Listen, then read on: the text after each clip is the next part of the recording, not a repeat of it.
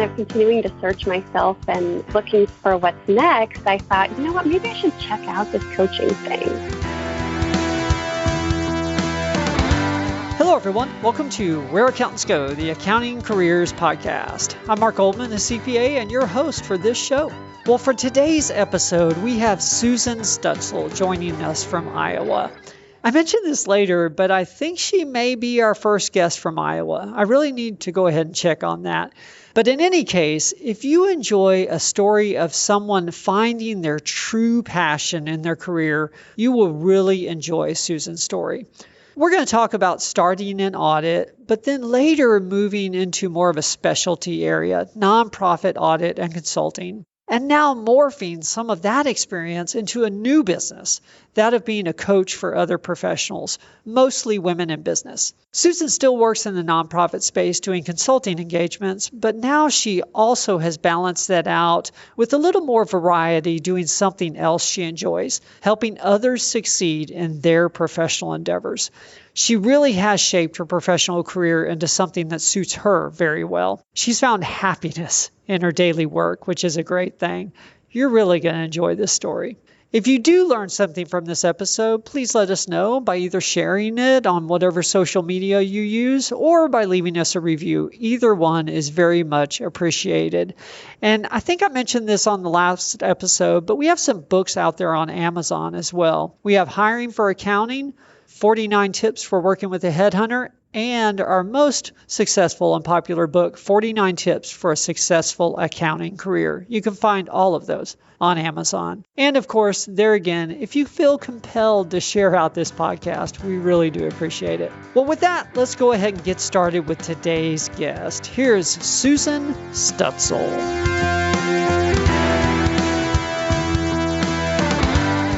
Well, hello, Susan. Welcome to the show. Hi, Mark. Thanks for having me today. No problem. This will be fun.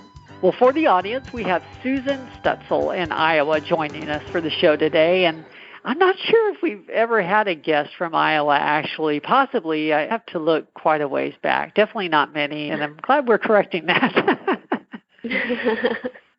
I asked Susan on the show because she was suggested by a former guest, and it looked like she'd have a great story for us. What I'm particularly interested in finding out more about is her two companies.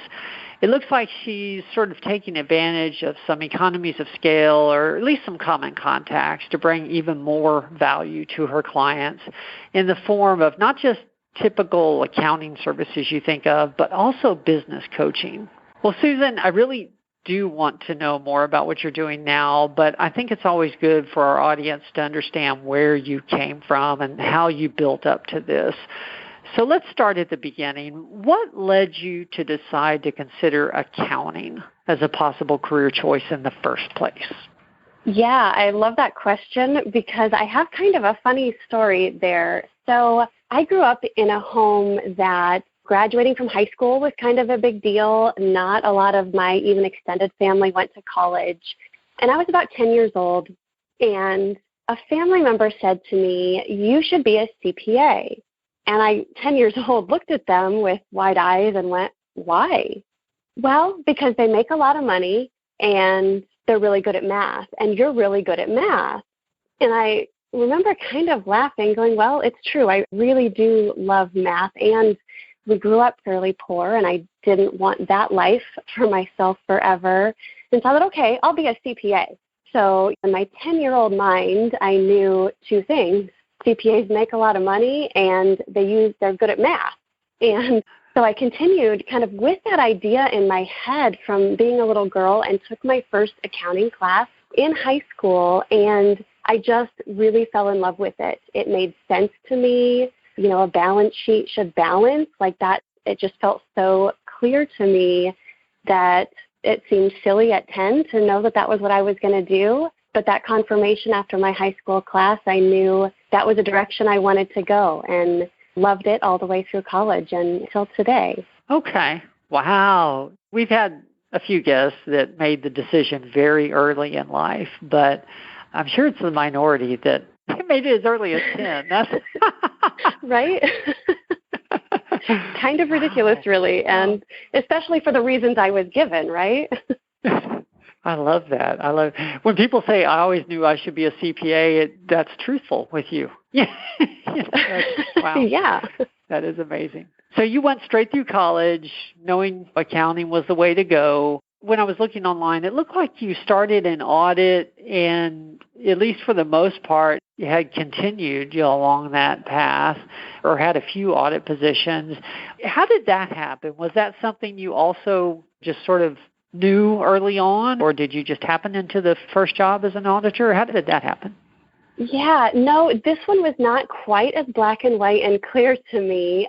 Before I graduated from college, I had the opportunity to do an internship, and I know students now have really opportunities for multiple internships, which I think is absolutely phenomenal. But in this internship, I had the opportunity really at two different firms, one of which would have been only tax focused. The other firm would have had a combination of audit and tax. So I chose the firm where I could have that combination just because I didn't know for sure what direction I wanted to head.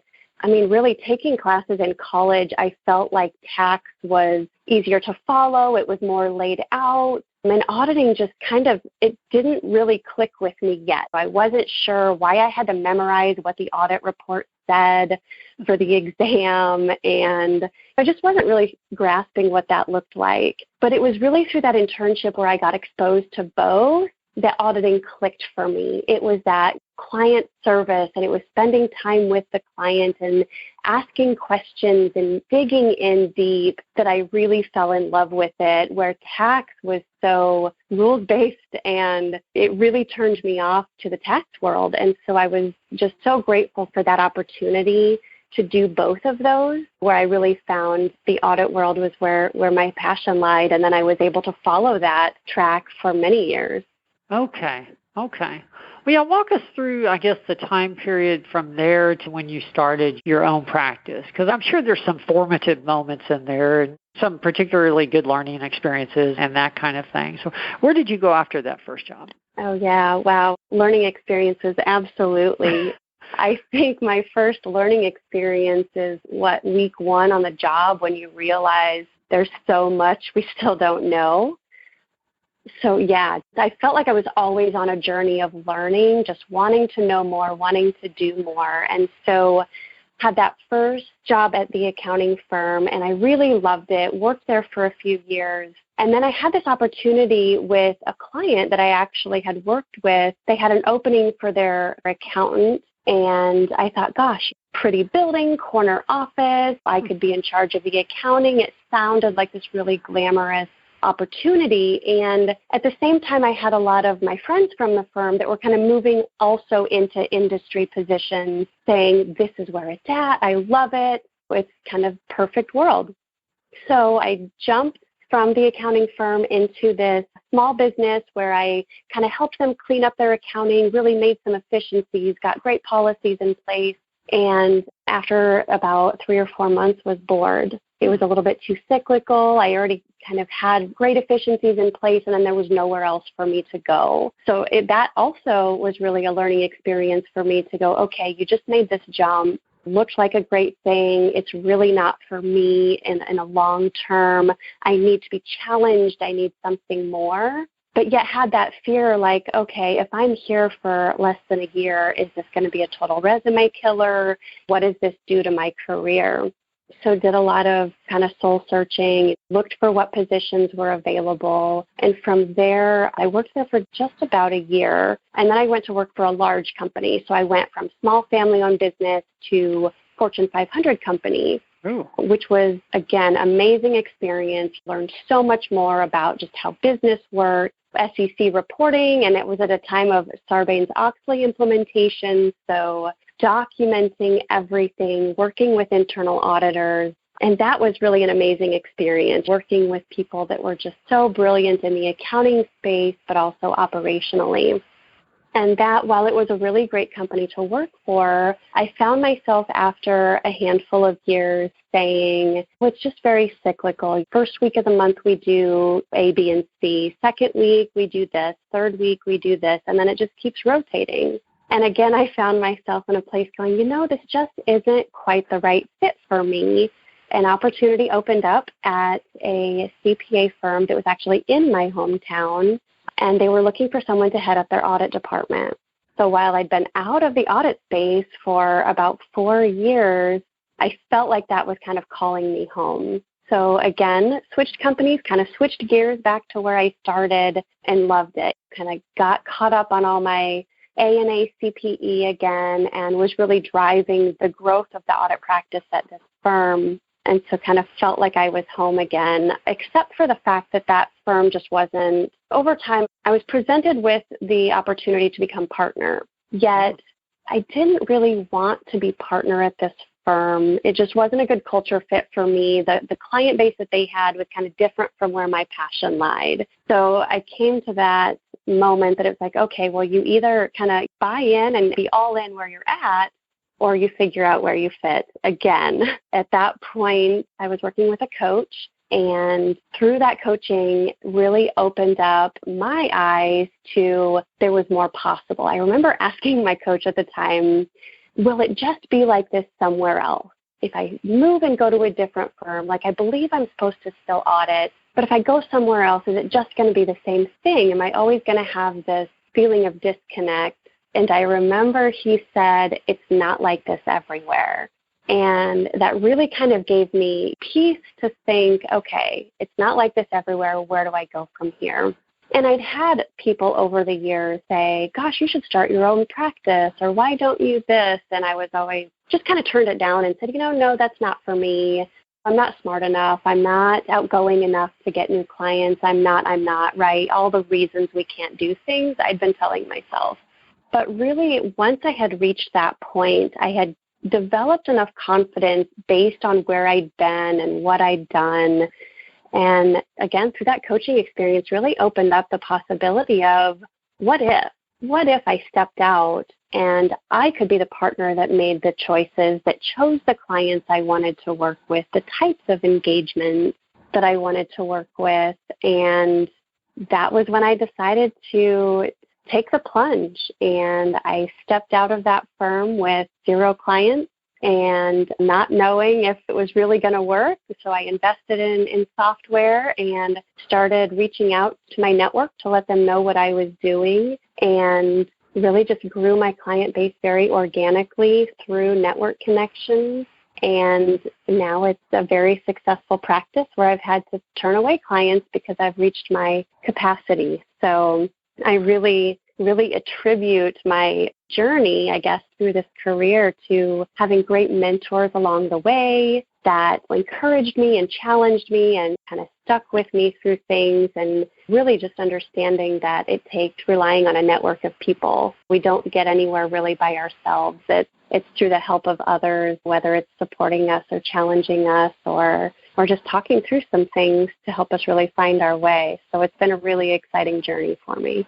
I want to make sure I don't pass over this point before we go further, though, because that is a major decision for most people, to quit their job and start their own business with no clients. How did you find the first clients?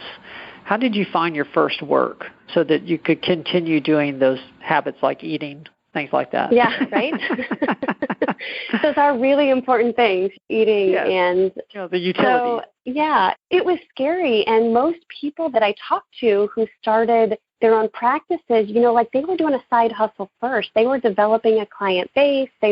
But that's all tax-related practices, right, where you can add people, and audit just kind of was a whole different world. And I knew that I couldn't do both at the same time. But I also knew that I only wanted to work with nonprofit organizations. I didn't want to be one of those firm owners that was trying to kind of be all things to all people. Like, I knew I wanted to focus narrowly, do well what I do, and don't do the other stuff. And so it was really through my network, and I got my first referral, and so I received the phone call that said, hey, former client recommended I call you, and then that was just the beginning. So I do really attribute that to my network. And yes, it was scary, but my husband also said, you know what, I believe in you and you can do this. And he was so certain, and he isn't always somebody who's really certain about things, but when he could look at me without hesitation and say, do it, that it was almost like he had the confidence, he made up for that confidence that I might have been lacking. And so I said, you know what, why not try it? And jumped out. There you go. There you go. I won't get into the details on this, but my situation was similar. Actually, my wife believing that it was a good move at the time was the final straw to say, yeah, I'm going to take the risk and go out on my own. So, I can certainly understand that. Yeah, I love that. It sounds like you started in nonprofit audit then? That was what the initial practice looked like? Yes, definitely. I focused in nonprofit only. I did audit only and consulting. I didn't do any tax work. I didn't do anything outside of that scope. And so when other things came in, I just referred them to other people in my network that could do the work better. Okay. So it's been over 6 years, right? Am I adding that up right? Okay. So what's your practice look like now? Yeah, so my practice is a lot the same. I still focus only in nonprofit world. I do auditing reviews. I do comps once in a while. I have delved into preparing 990s, where that I kind of had always turned away even that service, even though it's not really a tax return. I think that was kind of what made me say no at the beginning was, no, I'm not doing any taxes. But one of my best mentors, which actually was a partner in the firm I very first started with, he and I stayed connected over the years, and he really was always mentoring me. And he said, I still do a handful of 990s, and I want to retire someday, so I want to train you and have you do that. So I've added that to my practice. But even today, I'm transitioning a little bit where I'm slowing down my CPA practice and really transitioning it more into the consulting side of things, where I can work with boards and executives in nonprofits to do more strategic planning and high-level organization and getting away from some of the attestation work so that I can open up my time and my space to get into the coaching that you kind of alluded to at the beginning of our call. Okay. So is your coaching business strategic planning for nonprofits? Is that, or I guess, how do you define the coaching business exactly? Yeah, so really I have two businesses. So I have my CPA practice, and really that's where I'm transitioning my work from a lot of auditing and review, that attestation work, into more strategic planning and working with boards, providing training. My coaching practice really is completely separate.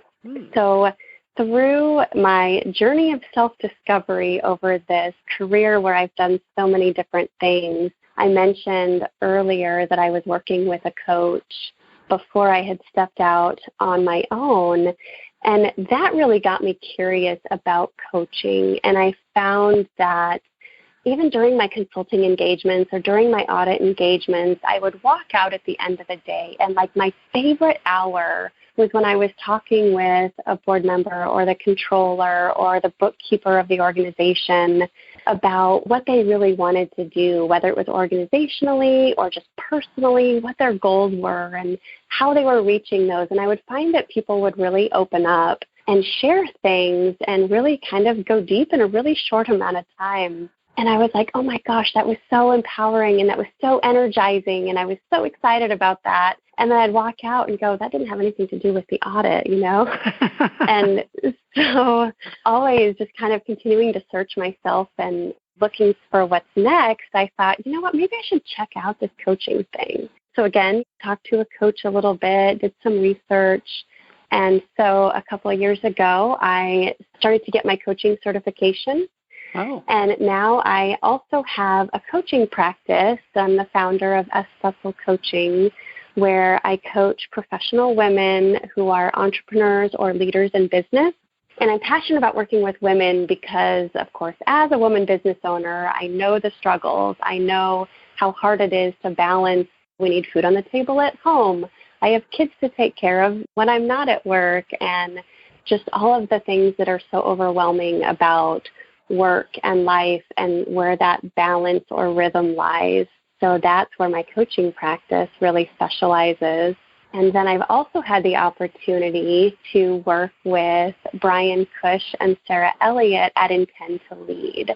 And I will tell you that my first coach was Brian Cush. And so we met several years ago before I even started my coaching practice, or before I started my CPA practice. And he was the coach that helped me through that. So he and I stayed a little bit connected over the years, but definitely reached out to him again in the last couple of years. And I was honored to step into their team this last year and love the work that they're doing. I'm passionate about CPAs because I am one, and I think they're just like the most awesome people on the planet. And so that's also a part of what I do.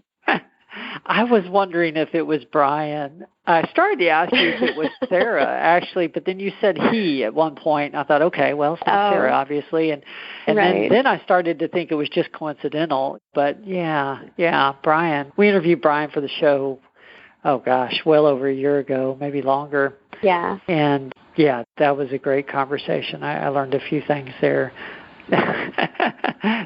He's fantastic. There was something about the way you said something earlier that I started to say a mannerism. That's not right. But the way you said something earlier that even reminded me a little bit of Brian. The way funny. That's a good thing. That's a good thing.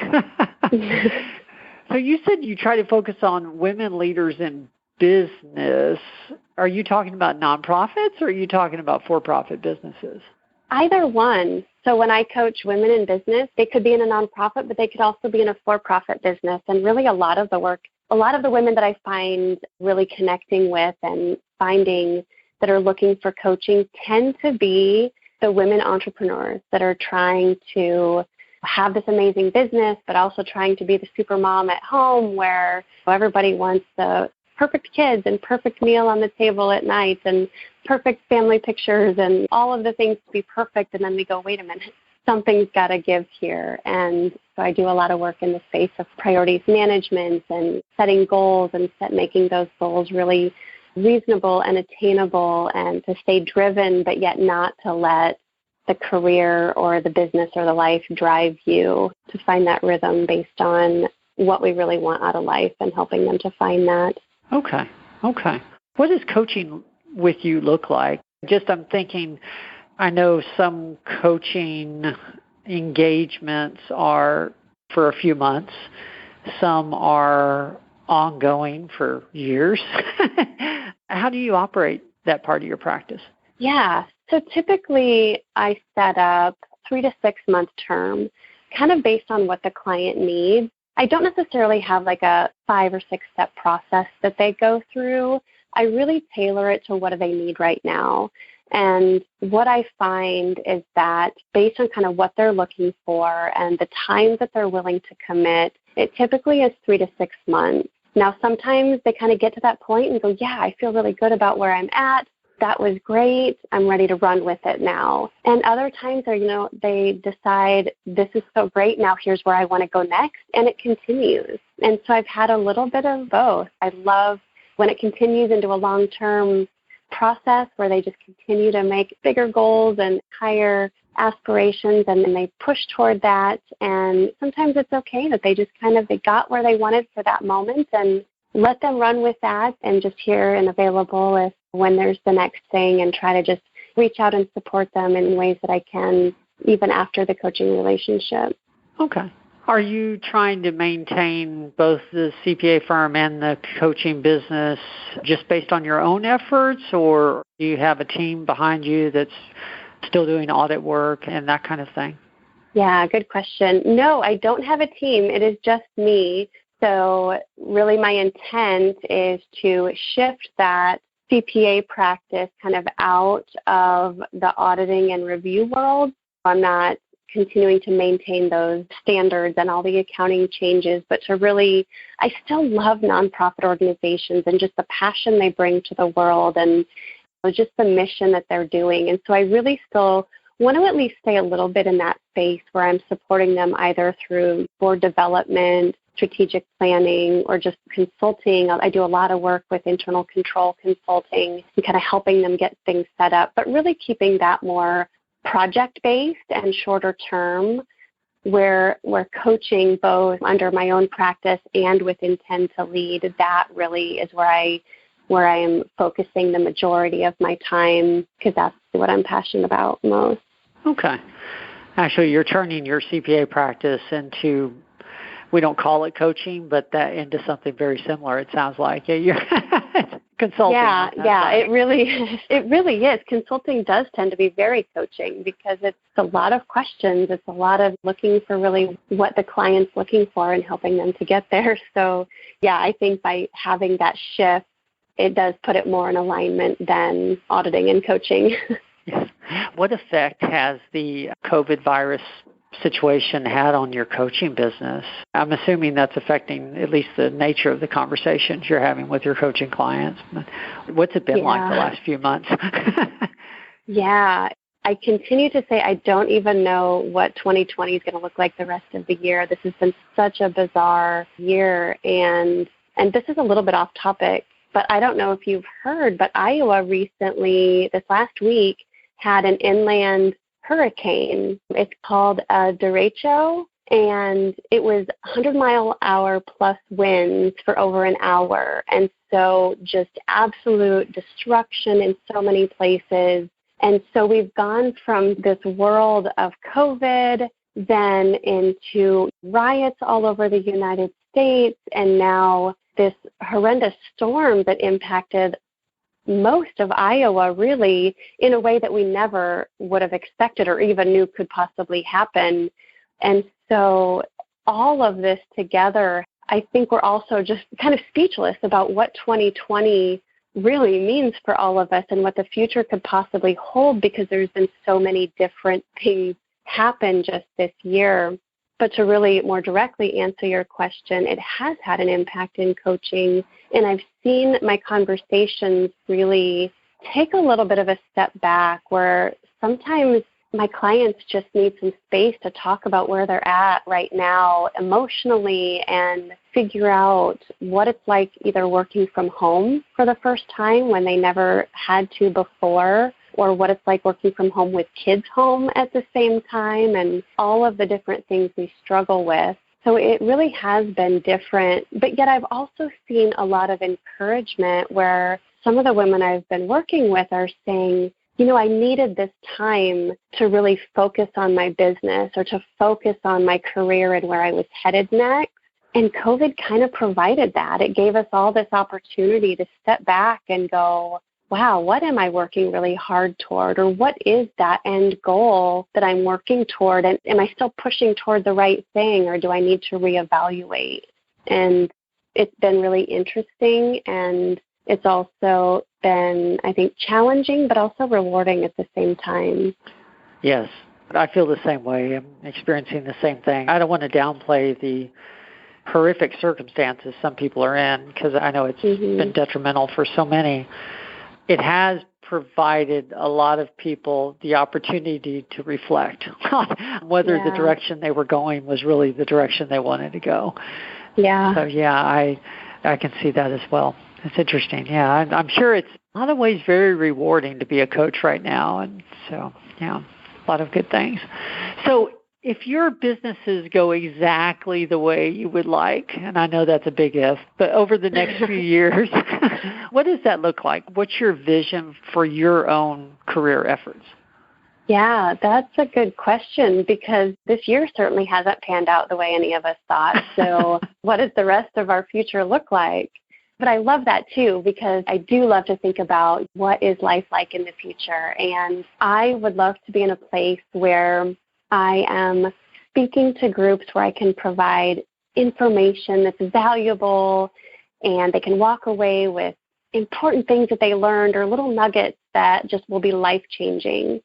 So I see myself really coaching on really a full-time basis, whatever full-time might look like in 5 or 10 years for me, but really always just impacting people in a positive way, because I believe that we all have so much potential within us, but until somebody kind of helps push us or ask the right questions to dig it out of us, I think we often stop ourselves short of that because of fear or because of something that's holding us back. And so I really want to have a huge impact on people, whether it's CPAs or business owners or just people in leadership, to see them reach that next potential.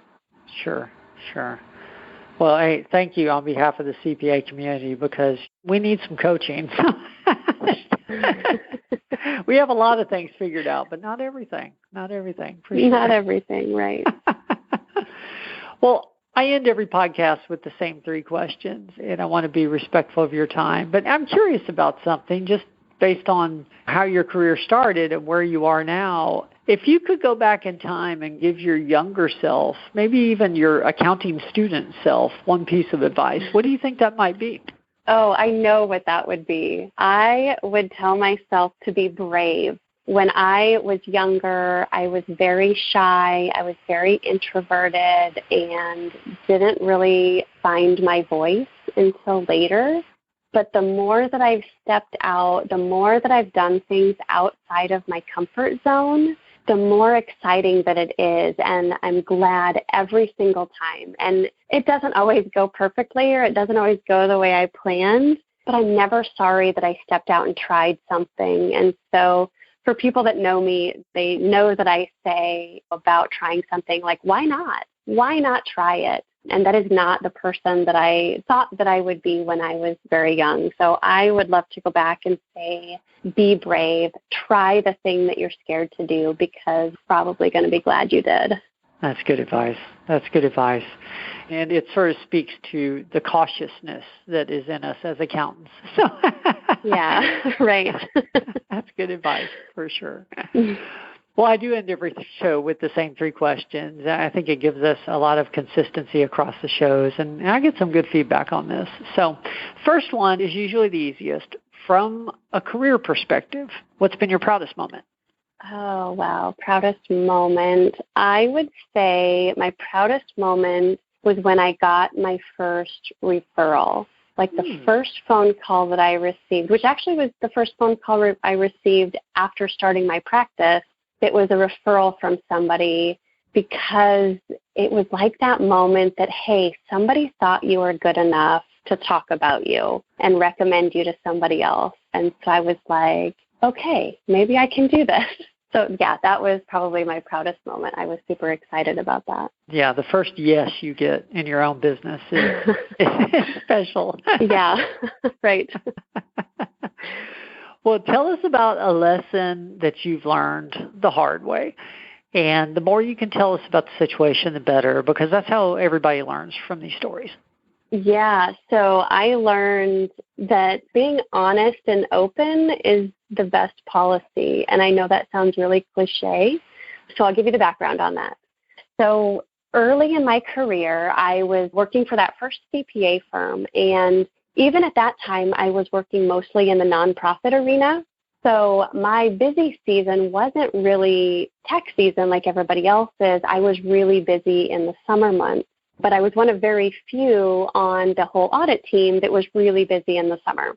So as part of the firm's initiative for the summer was to have the audit team kind of do some additional learning and digging in. And so the audit partner, or actually who's the A&A partner for the firm, he decided he would put together kind of some like homework projects. So kind of gave us some scenarios based on new accounting pronouncements that were coming out to kind of see where we were at with the understanding, kind of teach us how to research and the like. So, I mean, it was a great idea, a great initiative. I loved it. However, it was during my busy season where I was already pretty stressed with the workload that I had to do. Plus, it's summer, so you don't want to be working tons of hours. You know, you want some free time.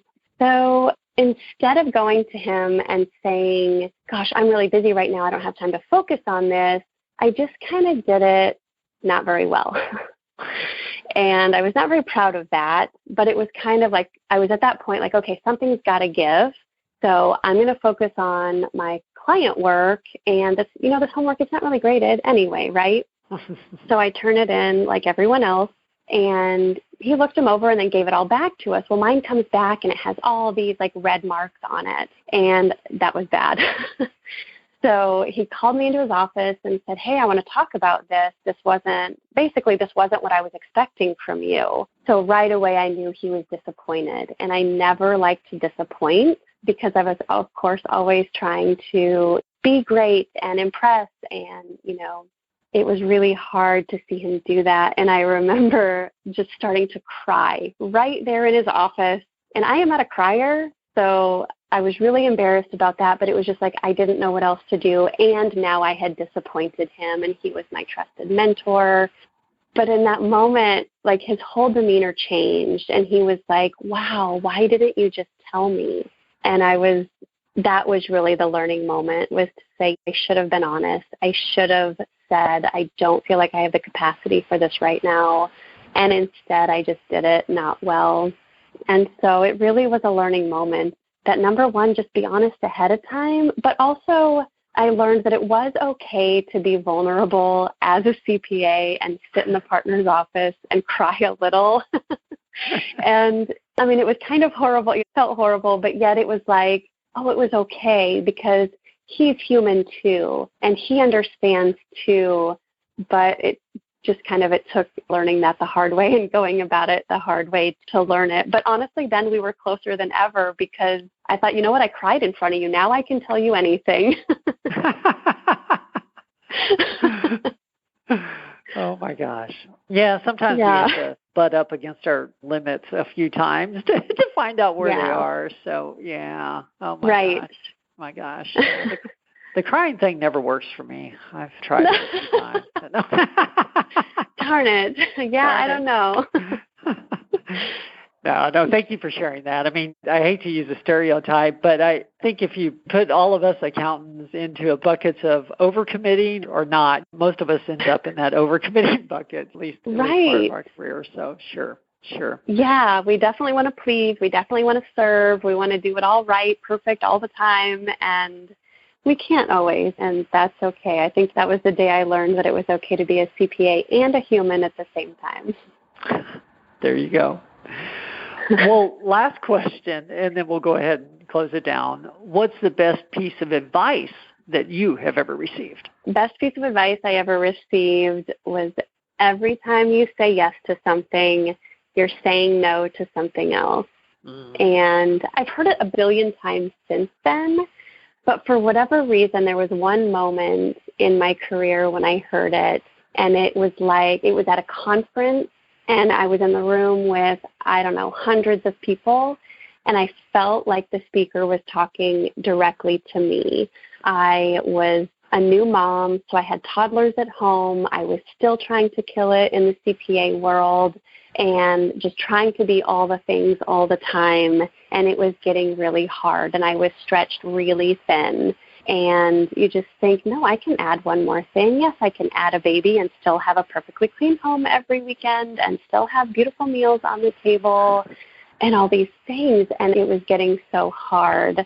And I heard that, and it was like, wow, I'm saying no to something else. I'm not choosing it. And so whether it's saying no to sleep, because you can't sleep as much as you want if you're doing all the things all the time. And so, yeah, like I said, I've heard it so many times since, but that moment when I heard it first was so life-changing for me that I knew, I have to know what my priorities are, and sometimes they change, but if I know where I'm headed, then I know what I can say no to so that it makes sense, and I'm saying no to the right things so that I can say yes to what I really want to say yes to. Beautiful. You've given us some great professional and business advice, but really just some good life advice as well. Yeah, thank you. This has been a really good interview. Thanks.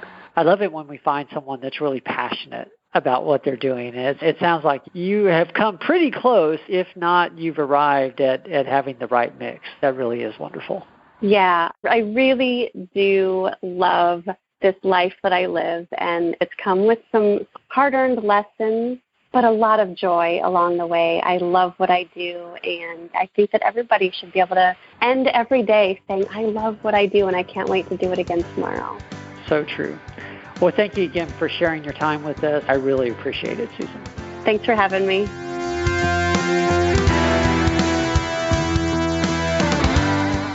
Well, that was my interview with Susan Stutzel. And I know I mentioned this in the intro, but it's just really refreshing and exhilarating to talk to someone that has found their passion in their professional career and they're living that out. You can tell Susan really enjoys what she does. And honestly, I enjoyed the conversation as well because I enjoy doing a little coaching on occasion. So this really was a fun interview to do. I hope you found something in it for yourself as well. If there's anything I can do for you, as always, please feel free to reach out to me on LinkedIn. I'm very findable. Just search for Mark Goldman. And with that, we'll go ahead and close down today's show. This is Where Accountants Go, the Accounting Careers Podcast. I'm your host for the show, Mark Goldman, and we'll see you all next week. There's more to come.